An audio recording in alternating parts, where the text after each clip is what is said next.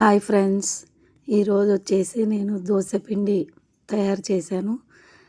బ్యాళ్ళు బియ్యము నానబెట్టే పని లేనట్ల దోశ పిండి తయారు చేశాను. నేను ఎలా చేశానో చూపిస్తాను రండి. ప్రీమిక్స్ పౌడర్ ఫస్ట్ ఒక గ్లాసు మినపగుండ్లు వేసాను నేను బాండిలో. చిన్న మంట పైన వేయించుకోవాలి. ఇవి పెద్దగా పెడితే దోశ పిండి చెడిపోతుంది, వాసన వచ్చేస్తుంది. ఇవి బాగా చిన్న మంట పైన ఉరికే సెగకి వేయించుకోవాలి. తర్వాత పక్కకు తీసేసాను. 2 గ్లాసుల బియ్యం తీసుకున్నాను నేను, కడిగి నానబెట్టి ఆరబెట్టుకున్న బియ్యం. ఇవి లావు బియ్యము, సన్న బియ్యం అయినా తీసుకోవచ్చు. ఇవి లో ఫ్లేమ్లో వేయించుకోవాలి.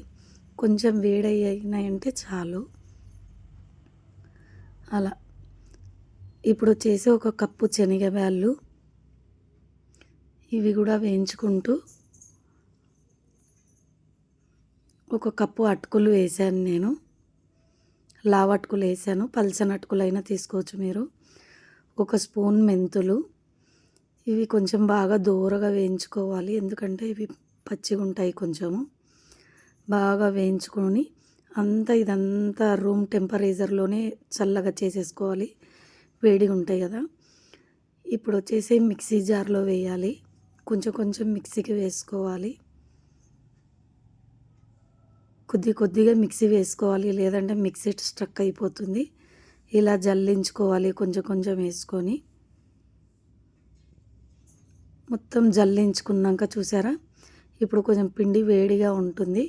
ఇది రూమ్ టెంపరేచర్లోనే పెట్టేసుకోవాలి. కొంచెం ఒక 15 నిమిషాలు అలాగా మొత్తం చేయి పెట్టి కలిపేస్తే మొత్తం పిండి అంతా కలిసిపోతుంది.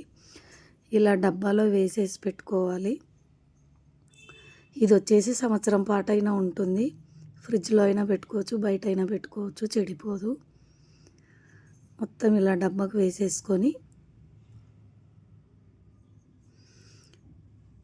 ఇప్పుడు చూడండి, నేను కొంచెం చేసి చూపిస్తాను, దోశలు వేస్తాను.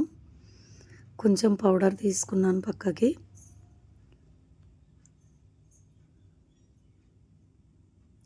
దీంట్లో కొన్ని నీళ్ళు వేస్తూ స్ట్రైనర్తో ఇలా తిప్పుకుంటూ ఉండాలి, లేదంటే ఉంటలు కట్టుకపోతుంది, దోశలు రావడం కష్టమవుతుంది.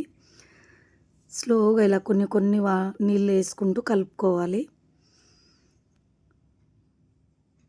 తర్వాత వచ్చేసి నేను చేయి పెట్టి కలిపానంతా, చూసారా, నీట్గా ఇలా చేయి పెట్టి కలుపుకోవచ్చు ఉండలు లేకుండా.